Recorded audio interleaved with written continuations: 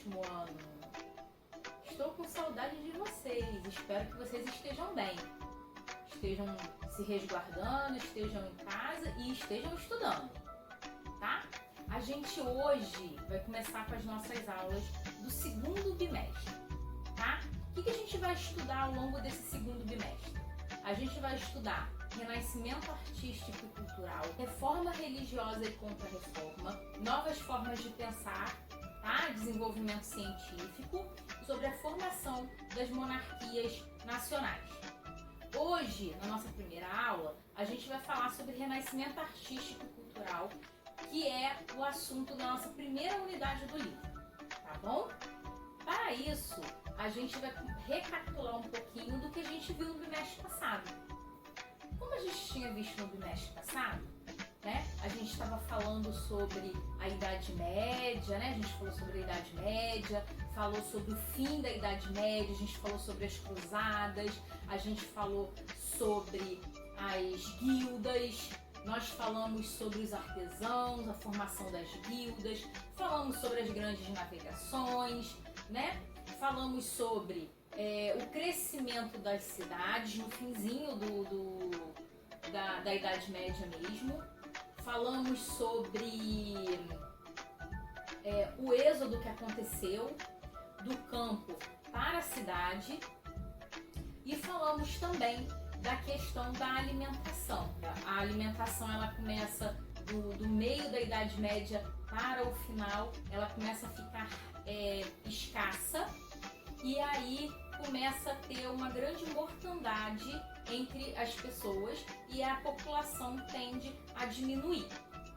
Com a chegada da Idade Moderna, né, a gente tem aí um fôlego novo na agricultura, novas formas de se plantar, né, muitas tecnologias surgindo nesse sentido. A agricultura ela volta a crescer e as pessoas voltam a se alimentar bem. E com essa alimentação volta a crescer a população no início da Idade Moderna. Beleza? A gente tem aí, né, com as cruzadas, a gente teve, como nós vimos no bimestre passado, né, uma grande movimentação de pessoas entre a Europa e o Oriente, o que acende o comércio, o que faz com que eles voltem a usar a moeda, né? Em vez de fazer a troca, eles voltam a usar a moeda, o que faz com que tenha a necessidade de se guardar esse dinheiro. Com isso, acontece o surgimento dos bancos. Essa instituição que a gente tem hoje, né? De guardar dinheiro, de fazer movimentação financeira, ela surge lá no finzinho da Idade Média para o início da Idade Moderna, tá?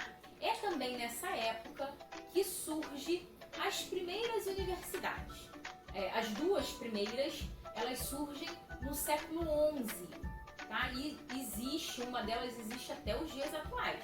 E vocês conhecem, vocês devem saber quando eu falo o nome, vocês vão reconhecer qual é a faculdade que eu estou falando. As duas primeiras universidades que surgem é a Universidade de Bolonha, onde é a atual Itália, e a gente tem a de Oxford, na atual Inglaterra. A Universidade de Oxford ela é super conhecida mundialmente e a gente ouve falar dela de vez em quando. Grandes nomes foram formados nessa universidade. Tá? Eu vou falar um pouquinho sobre o Renascimento, tá? Que é o nosso assunto mesmo de hoje. É o renascimento artístico e o renascimento cultural. A gente, para entender o renascimento, a gente precisa ver alguns aspectos que ajudaram na formação desse renascimento, no surgimento desse renascimento. A gente tem um grande acontecimento tecnológico, que é a criação da prensa por Gutenberg. Tá? A prensa, ela faz com que os livros se tornem mais baratos. E aí as pessoas começam a ter um acesso maior aos livros. tá?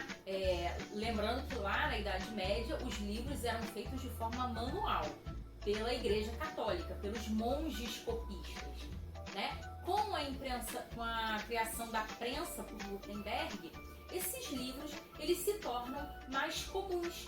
As pessoas começam a ter mais acesso a esses livros, o que facilita a disseminação da leitura. Outra coisa importante é a criação dos estados modernos. Os primeiros estados modernos que surgem é Inglaterra, Portugal, França e Espanha, tá?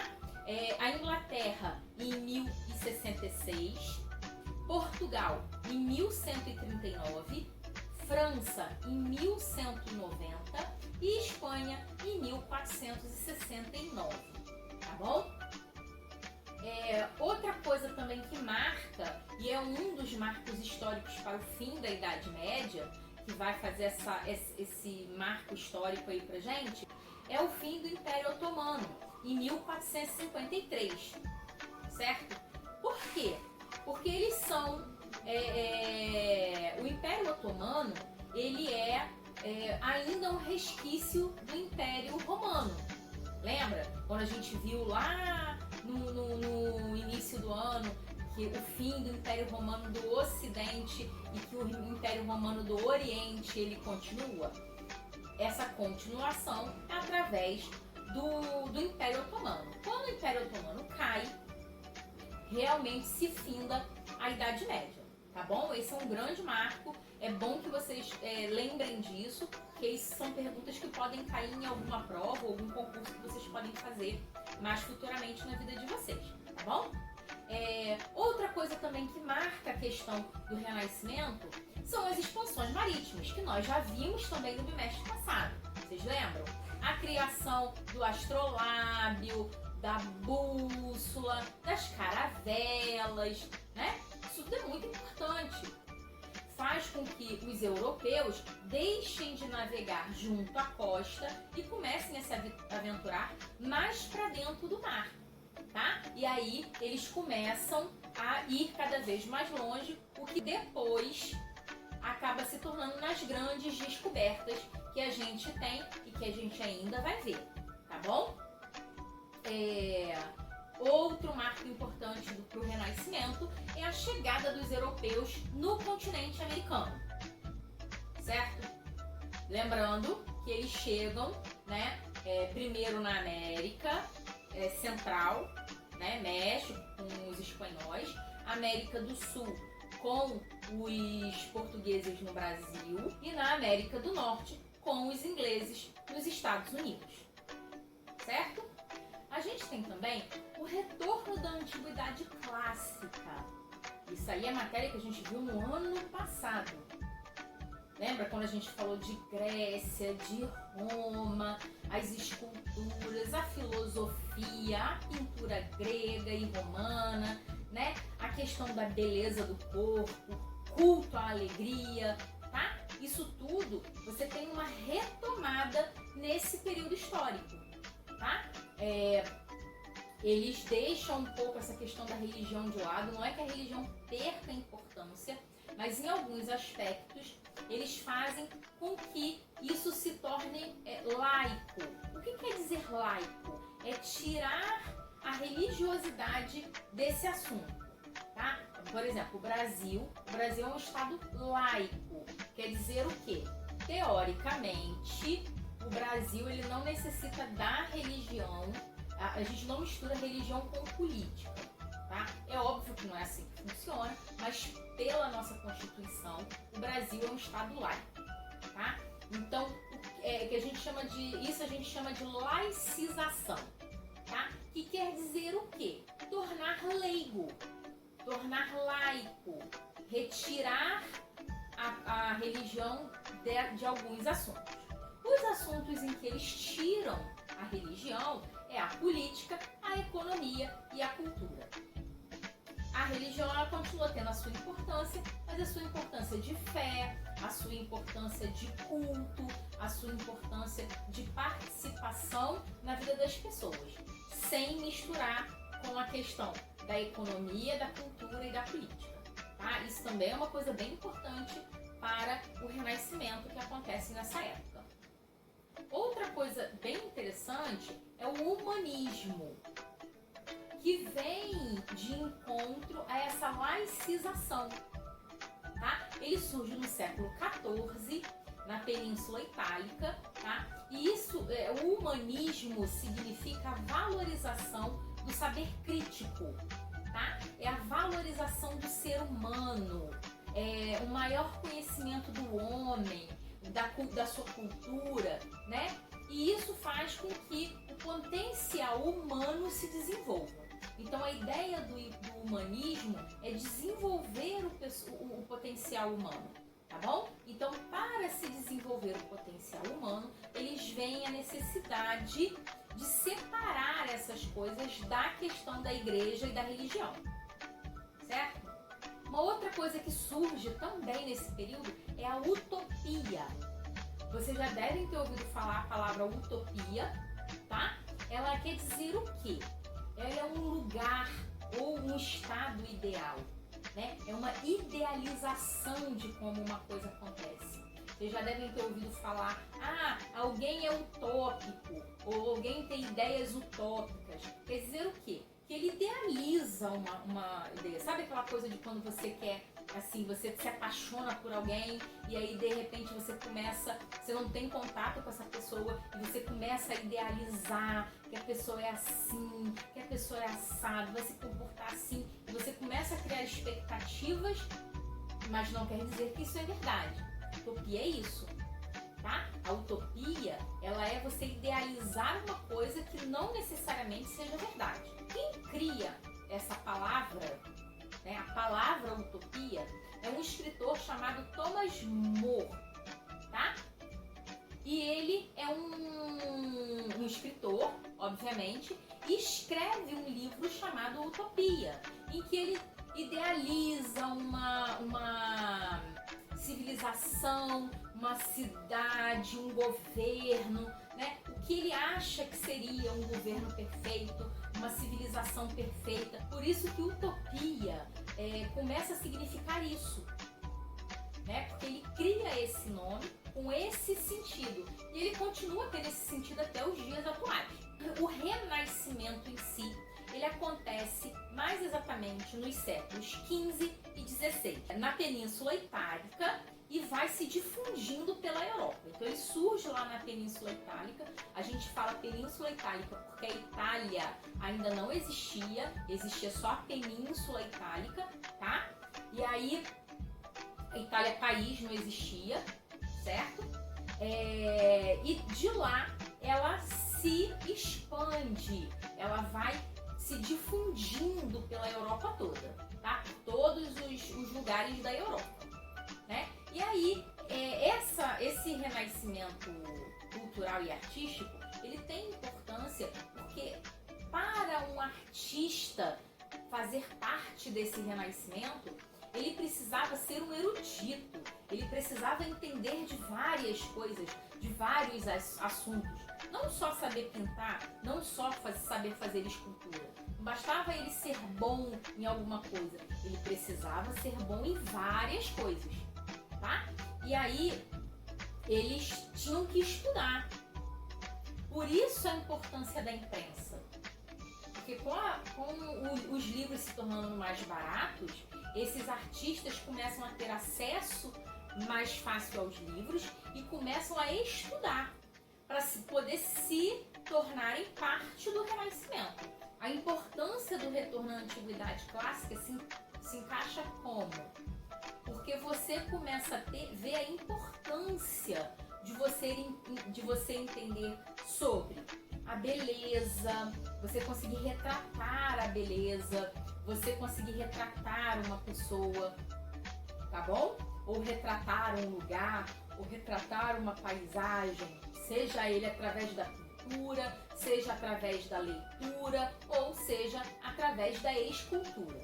Outra coisa também que marca muito a questão do Renascimento, tá?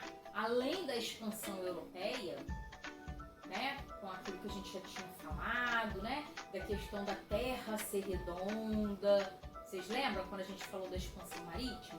quando Cristóvão Colombo vai testar a teoria de que a Terra é redonda e ele sai navegando do Ocidente para o Oriente e acaba descobrindo a América. Vocês lembram disso, né? Então, a gente tem, dentro dessa expansão marítima, a gente tem os avanços tecnológicos, científicos, tá? São o astrolábio, a bússola, o quadrante, né? Isso tudo faz parte desse avanço tecnológico. Mas a gente também tem os avanços científicos muito específicos, que ajudam nesse renascimento, tá? Que ajudam a esses artistas a entenderem como retratar as pessoas, os lugares que está sendo pedido a eles ou que eles tiveram a ideia de retratar. Correto? Dentro desses avanços científicos, eu vou citar alguns, tá? A gente tem a astronomia. Qual foi o grande avanço da astronomia? Ele acontece em dois momentos, tá? Primeiro momento, a gente tem um cara chamado Nicolau Copérnico. Nome engraçado, né? Pois é, Nicolau Copérnico. Ele, em 1543, ele descobre, vendo através dos astros, que o centro do universo, na verdade, é o Sol. Até então, a Igreja difundia de que a Terra era o centro do universo. E, na verdade, não é. Nicolau Copérnico, ele descobre que o centro do nosso universo é o Sol. Em 1632, a gente tem um cara chamado Galileu Galilei, tá? Ele é um cara que vocês já devem ter ouvido falar, né? Porque Galileu Galilei é um cara super conhecido. A gente vai ouvir falar dele de novo na próxima unidade, né? Mas ele leva esses estudos de Nicolau Copérnico à frente. O que Nicolau Copérnico tinha somente como uma teoria, né? E que ele não tinha de fato conseguido comprovar, Galileu Galilei comprova de que realmente o centro do nosso universo é o Sol, através das visualizações que ele consegue fazer com o seu telescópio, tá? Galileu Galilei, ele não inventa, ele não chega a inventar o telescópio, mas ele faz com que ele tenha avanços tão grandes que ele consegue visualizar algumas coisas que Copérnico não conseguiu na sua época, tá bom? Na medicina, também nós temos coisas muito importantes. Aí vocês vão se perguntar, mas professora, a medicina, o que a medicina tem a ver com a questão artística e cultural? Muita coisa, tá? É muito importante, porque você só consegue fazer um desenho perfeito de um ser humano se você tem noção de anatomia. A anatomia faz parte da medicina, tá bom? Então, assim, na medicina, a gente tem os estudos do corpo, que até então não era permitido, tá? Não era permitido fazer autópsia. Vocês sabem o que é autópsia, né? É aquela coisa de abrir o corpo, ver os órgãos internos. Na época da Idade Média, isso era considerado uma afronta a Deus, uma afronta à igreja. Então ninguém, pelo menos na Europa, fazia isso. Isso só se rompe, né, com o finzinho da Idade Média e a junção do povo europeu com o povo no Oriente, que já fazia isso. Lembrando que o povo no Oriente, ele não era dominado pela igreja, certo? Então, assim, eles começam a se interessar por isso na Europa também. É quando eles começam a estudar, a conseguir entender como é que o corpo humano funciona, começam a entender como é que acontecem as doenças, como é que você pode tratar melhor as doenças, o que também ajuda no crescimento da população, porque se você tem um bom cuidado com o seu corpo e um bom cuidado com a sua saúde, você vive mais e melhor, tá bom?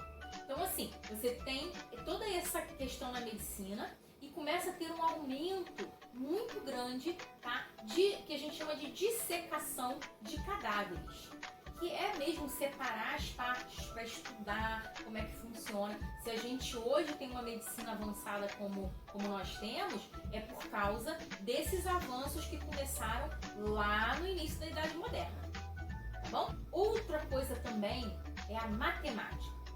Aí, de novo, vocês vão me perguntar, mas a matemática, professora, eles desenham? Para que a matemática?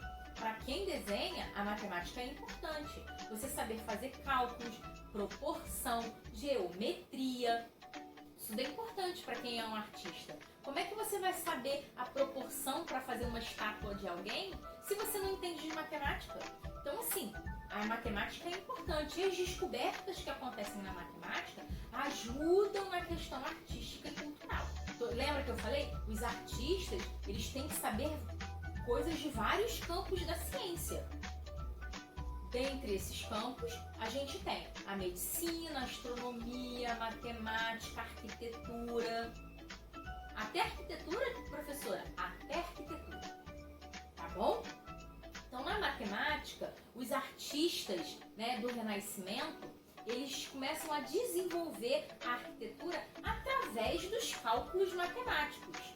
Esses cálculos ajudam os artistas a conseguir fazer prédios maiores, mais estáveis, com questões arquitetônicas diferentes, que a gente vai ver daqui a pouquinho quando a gente falar de arquitetura.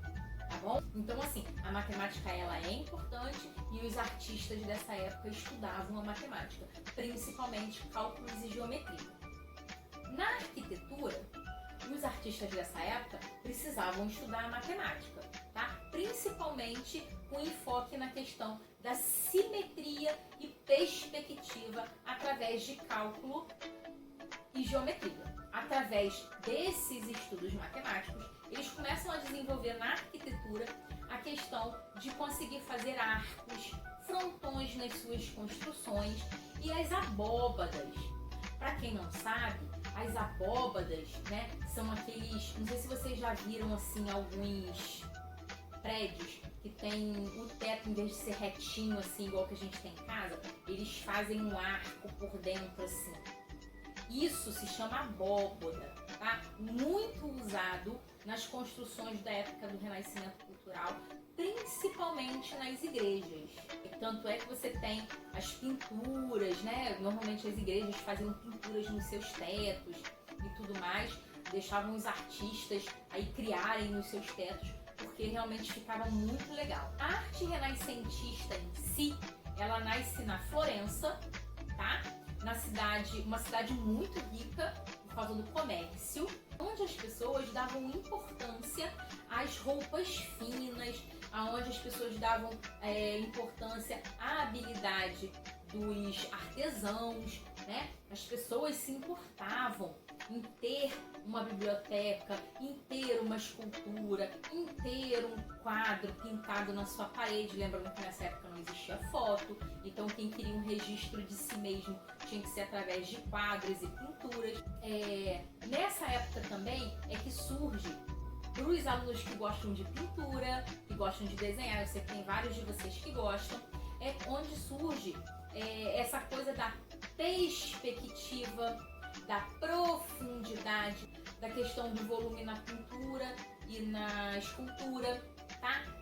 Se importar com o realismo. E para isso surgiram várias inovações técnicas. Na pintura renascentista, a gente tem a utilização da tinta a óleo. A maior parte dos quadros feitos nesta época é usado tinta a óleo, que dá uma durabilidade muito maior. Tanto é que a maioria dos quadros, eles existem até os dias atuais. A gente tem alguns até bem famosos. Por exemplo, a Mona Lisa é um quadro muito famoso que se encontra no Museu do Louvre, lá na França, feita por Leonardo da Vinci, que é um pintor, escultor, humanista, inventor. Ele foi muitas coisas, tá? A gente não vai se aprofundar na vida de Leonardo da Vinci. Uma coisa que a pintura renascentista leva muito em consideração é o antropocentrismo, tá? Ele aparece em contrapartida a uma coisa que já existia lá na Idade Média, que é o teocentrismo. Vamos recapitular? O que é teocentrismo? Teocentrismo é ter Deus como centro de tudo, tá bom? Então, para ter contrapartida a esse teocentrismo, surge o antropocentrismo, que significa o quê? Deus deixa de ser o centro de tudo e quem passa a ser esse centro é o homem, tá? Então, no antropocentrismo, a gente tem o homem como centro das coisas, tá bom? Então, o homem importa mais do que Deus. Por que o antropocentrismo é importante? Porque junto com o humanismo, lembra que eu falei mais antes um pouquinho sobre o humanismo? Você começa a dar muita ênfase, muita importância ao ser humano, né? A gente junta duas coisas que dão importância ao ser humano. Então você começa a estudar o ser humano, você começa a levar em consideração a importância do ser humano, você começa a querer entender como é que esse ser humano funciona, você quer saber como é que o corpo desse ser humano funciona e você quer retratar esse ser humano de alguma forma. Então você começa a dar mais importância ao ser humano, certo? Na pintura renascentista, a gente tem aí alguns nomes muito importantes. Eu vou citar alguns que são os mais conhecidos, tá? E que foram também da escultura. Eles eram escultores e pintores, como eu falei, a maioria deles eram artistas completos. Então eles faziam escultura, eles faziam pintura, eles inventavam coisas, eles eram estudiosos do corpo humano, então eles entendiam de anatomia, tá bom? Estudavam filosofia, era importante saber todas essas coisas para poder se tornar um artista completo. Então os nomes que eu vou citar, eles são de importância, tanto na questão da pintura renascentista, quanto na da escultura, tá bom? São eles: Leonardo da Vinci, Donatello, Michelangelo, Rafael Sanzio, Tiziano e Sandro Botticelli, tá bom? A gente tem outros artistas, mas esses são de uma importância muito grande. Não que os outros não tenham, mas a importância deles é maior por causa do legado que eles deixaram, tá bom? Na literatura, para a gente encerrar o nosso assunto, na literatura a gente tem aí grandes nomes também. Muito provavelmente vocês já devem ter ouvido falar pelo menos um desses nomes, tá? Mas eu vou citar alguns e vou falar alguma coisa sobre as obras, tá? Desses autores, desses escritores. Lembrando que assim, esses livros você tem acesso a eles, se vocês se interessarem, para quem gosta de leitura, quiserem ler alguma coisa sobre eles ou quiser ler um livro deles, tá? Eu vou dar aí o nome de pelo menos dos mais conhecidos, os mais importantes desses autores, tá bom? A gente tem na Inglaterra William Shakespeare. Quem não conhece Romeu e Julieta, a Megera Indomada, a gente tem várias adaptações do Megera Indomada para filme, para novela. Quem aí assistiu o Cravo e a Rosa? O Cravo e a Rosa é baseado na Megera Indomada de William Shakespeare. Quem assistiu um filme, vamos ver As 10 Coisas que Eu Odeio em Você. Filme adolescente, eu assisti no cinema. Esse filme, ele é baseado na Megera Indomada. A personagem principal, a Cat, ele é baseado na personagem principal da Megera Indomada, a Megera em si, né? Que se chama Catarina. Olha aí o nome da personagem do Cravo e a Rosa, tá bom? Então assim, são referências. O Romeu e Julieta é um drama, né? Você lê porque assim, William Shakespeare, ele escrevia peças de teatro que depois foram transformadas em livro, certo? Então assim, a leitura dela tem muito diálogo, porque você lê como se fosse uma peça. Ela é escrita em atos, tá? Ato 1, ato 2, ato 3, porque é uma peça de teatro. A peça Romeu e Julieta é um drama, mas a Megera Domada é uma comédia. Então é um livro legal, levezinho para ler, indico para vocês. Se para quem não gosta de ler, assiste o filme. Vai reprisar o Cravo e a Rosa, ou então vai reprisar As 10 Coisas que Eu Odeio em Você. Se você nunca tiver visto, assiste. É um filme legalzinho também para assistir. Dá pra gente rir um pouquinho, se divertir, distrair e poder se desligar de algumas coisas aí que às vezes podem estar deixando a gente não muito legal, tá bom? Na Espanha, a gente tem o autor chamado Miguel de Cervantes, tá? O principal livro de Miguel de Cervantes é Dom Quixote. Vocês já devem ter ouvido falar de Dom Quixote em algum lugar, de alguma forma, tá? O principal livro dele, o mais conhecido, esse livro é mundialmente conhecido, é Dom Quixote.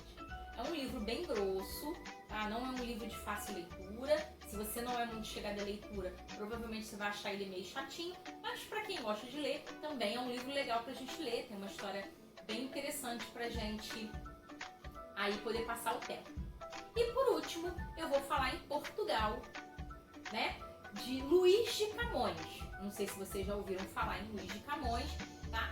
Mas Luís de Camões é o autor de um livro chamado Lusíadas, tá? Também já virou minissérie da Globo, já teve várias coisas inspiradas nesse livro. Também é um livro que é considerado clássico. Todos esses livros são considerados clássicos da literatura mundial, tá? Para quem gosta de ler alguma coisa mais clássica, é bem legal para ler.